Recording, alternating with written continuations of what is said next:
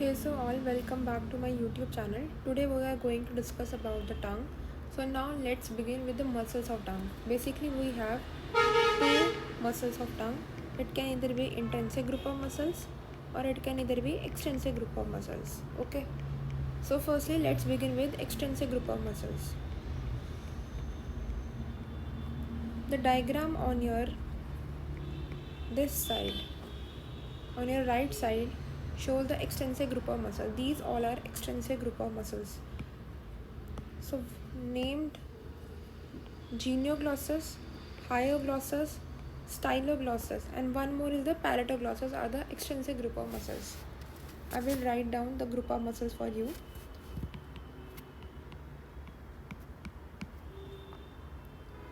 Sorry. Firstly it is genioglossus, styloglossus, hyoglossus, and palatoglossus. Okay. You have to make this diagram while mentioning about the extrinsic muscles. This is genioglossus. Okay. Now I will tell you the function of each and every muscle here. As per the name suggests, palatoglossus. So glossus is for the tongue and palato as per the name suggests is for the palate. Okay. So what will it do? Palatoglossus pulls tongue root to palate. Okay. And what is the most important feature about the genioglossus is called? It is called life-saving muscle. Why it is called as life-saving muscle? Because whenever there is any kind of trauma or any kind of accident, when the patient gets unconscious, genioglossus is the one that helps to protrude the tongue and prevents the tongue to backfall, thus avoiding any kind of airway obstruction. So that's why genioglossus is called as life-saving muscle, because it helps in protrusion of the tongue rather than a retraction, so not causing any kind of airway obstruction. So it causes protrusion of tongue. And where is the origin of genioglossus muscle? It originates from the genial tubercles. I will mention here the origin. Genial sorry. As we know that we have total 4 genial tubercles. 2 of them are superior and 2 of them are inferior. Okay. So this was all about that you should remember about the extrinsic group of muscles. Okay. And one more important thing that you should remember is that all these 3 are supplied with the help of hyoglossus. Okay, that point I will mention in later in the nerve supply, but you can also remember it here that genioglossus, styloglossus, and hyoglossus, they all are supplied with the hypoglossal nerve. Hypoglossal nerve. Hypoglossal nerve is basically a 12th cranial nerve that I have mentioned in one of my videos. You can watch it carefully. Okay, it is 12th cranial nerve. Except our palatoglossus. Palatoglossus is not supplied by 12th cranial nerve, but it is supplied with the help of pharyngeal plexus. Okay. But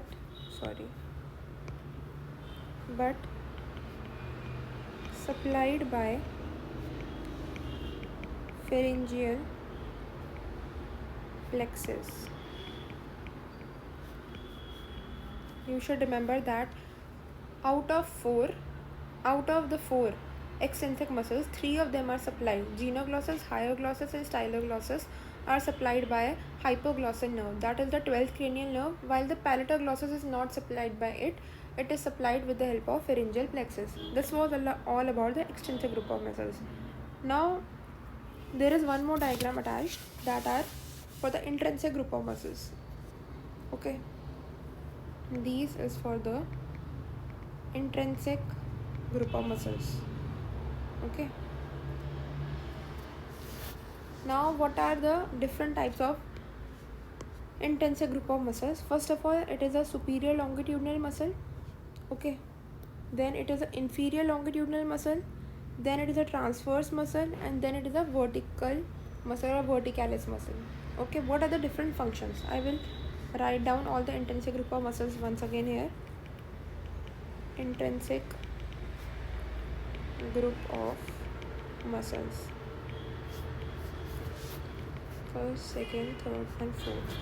First of all, superior longitudinal. Secondly, we have inferior longitudinal, then we have the transverse, and then we have the vertical. Then what are the different functions associated with them? Okay, as per the name suggests, superior longitudinal, you can see in the diagram, superior longitudinal is somewhat round and inferior longitudinal is somewhat elongated. Okay, so it becomes easy. Superior longitudinal, it shortens the tongue, and inferior longitudinal, it lengthens the tongue. Okay, and superior longitudinal makes our dorsum of tongue concave,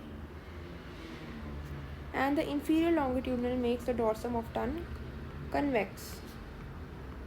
Okay, now look at the transverse group of muscle and verticalis group of muscle. Okay, the verticalis group of muscle है, it makes the tongue flat. These are the vertical group of muscle, like see this.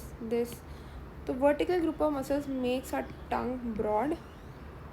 Okay, and transverse group, this is the transverse group of muscle, this makes the tongue elongated.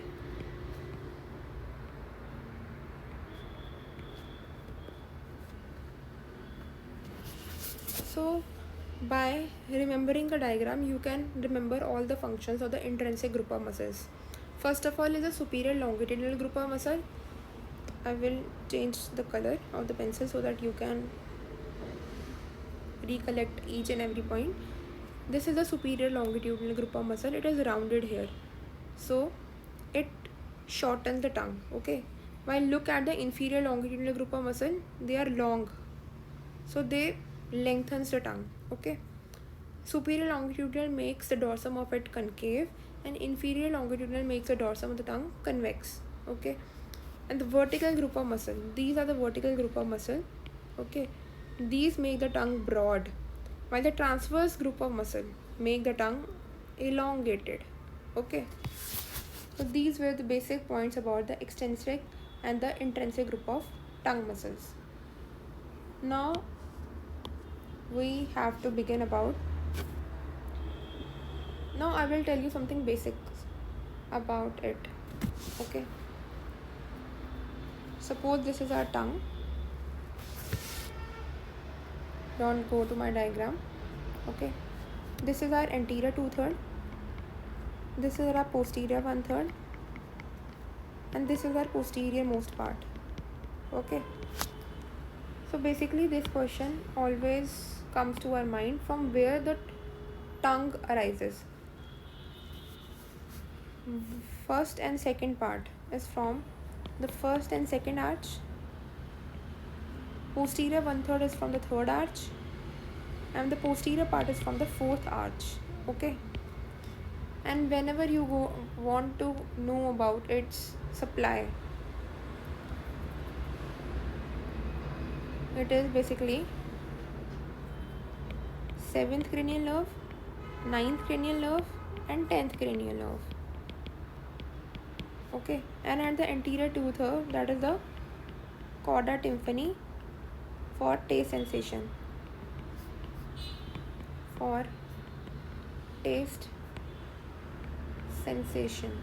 Okay, you should remember that tongue is basically divided into 3 parts: anterior 2/3, posterior 1/3 and the posterior most part.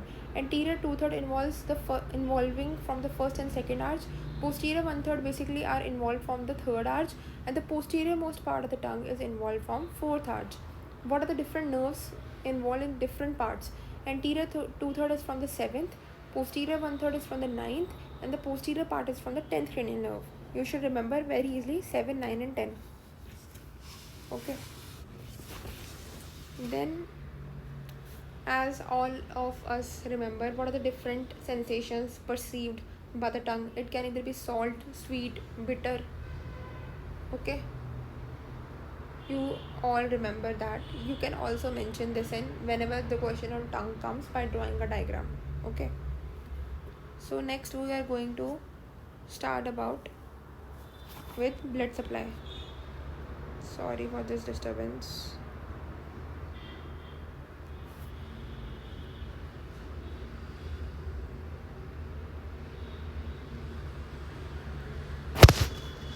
Next we will begin with blood supply. Blood supply of tongue is with the help of lingual artery. Okay. Next is the venous supply. Venous supply.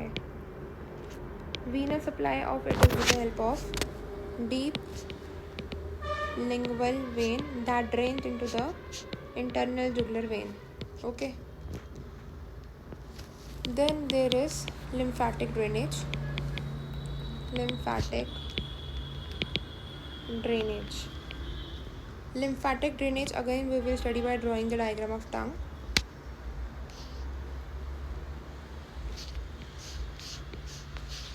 This is the tip of tongue. This is the anterior 2/3. This is the posterior 1/3. And this is the posterior part. Okay. So, anterior 2/3 are supplied. Firstly, begin from the tongue. Tip is from submental lymph nodes. Okay.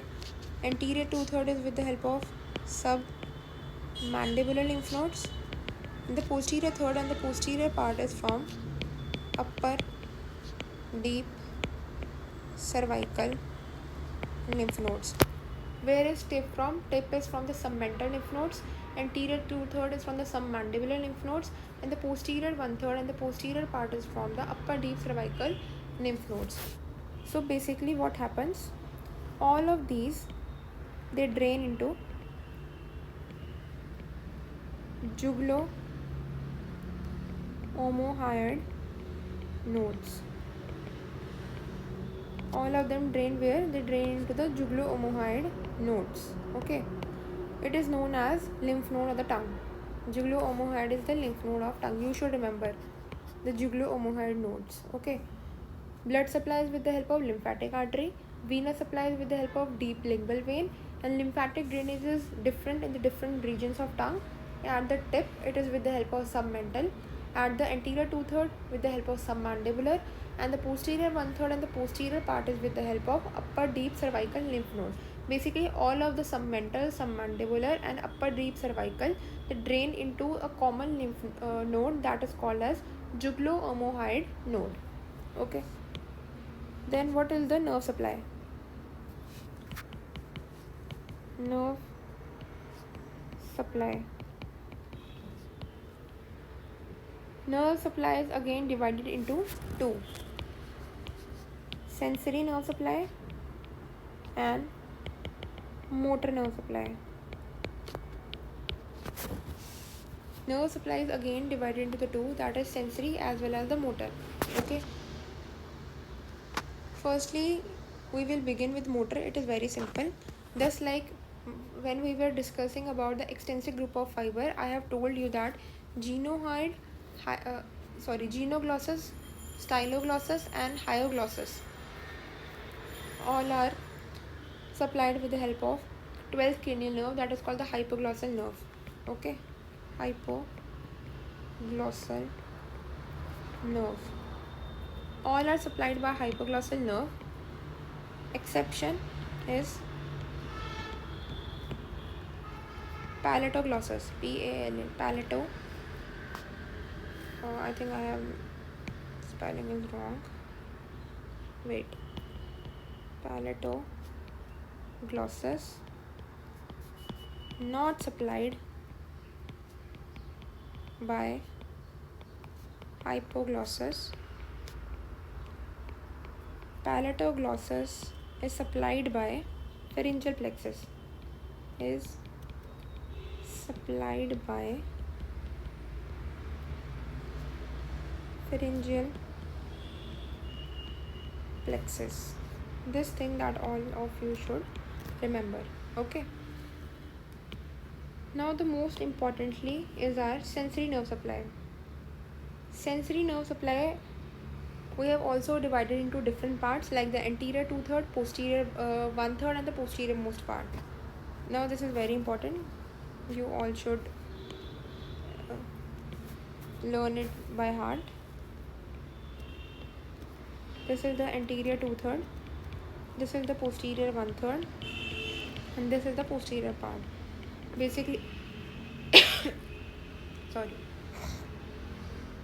Basically in the sensory nerve supply we will wait for a moment.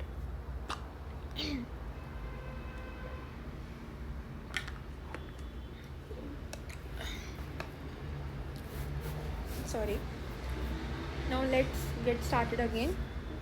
Now nerve supply for the sensory part is basically what we will study here: general and the special sensory nerve supply.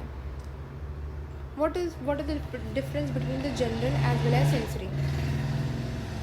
As our tongue can perceive the different taste sensation, like it can perceive the bitter, salty, sour and sweet. Okay, so general is whenever we take something sweet, we know that we have taken sugary, and sensory is where what is the taste that it gets melted when the sugar is melted, that is the sensory one. Or you can either say like I have eaten a chocolate.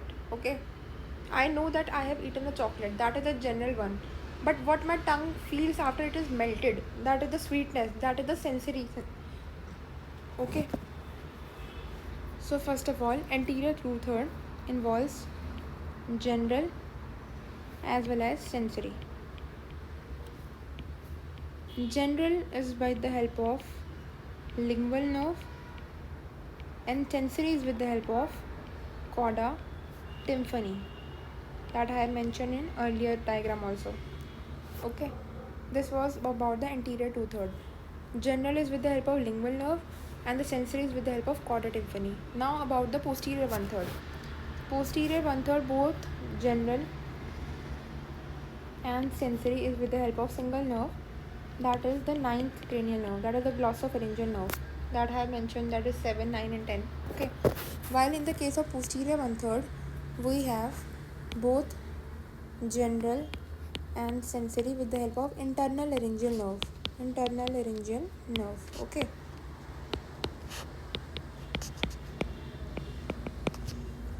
I will make you understand this once again. Please watch it carefully.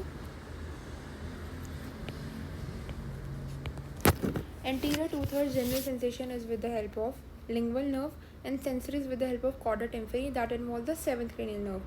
Posterior 1/3 is both general and sensory is with the help of glossopharyngeal nerve, and the posterior part, both general and sensory is with the help of internal laryngeal nerve. These are the sensory nerve supply that you should remember. And the motor nerve supply is very simple, one nerve only, that is the 12th cranial nerve, the hypoglossal nerve. It supplies all the extensive group of muscles except the palatoglossus, that you should remember. This was all about the tongue. And one more question that is often asked is that, suppose this is my tongue. Okay, this is my right side of tongue and this is my left side of tongue. Whenever there is a, suppose on the right side of the tongue there is paralysis. Okay, the right side of tongue has paralysis. Right side of tongue Sorry for the disturbance. I don't know what is going on. Some problem or issue is there. So please, I think you will cooperate with this for today.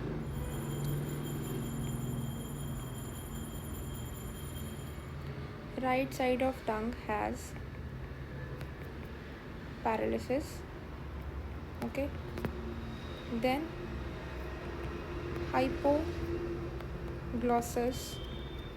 muscle will deviate to which side?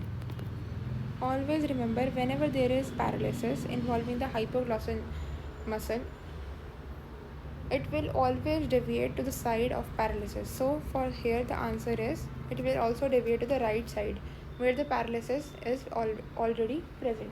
Okay, and and this can be tested with the help of genioglossus muscle. Okay, hypoglossal nerve paralysis can be seen with the help of genioglossus. So this was all about the tongue. Okay, you should firstly remember about the 4 extrinsic group of muscle and the 4 intrinsic group of muscles along with their diagram. You should draw them. Okay, then you should know about the blood supply, venous supply and the nerve supply of them along with the arches from which they have originated. Okay, this was all about the tongue. So if you do like, please like, share and subscribe to my channel. Please support guys. Thank you for watching.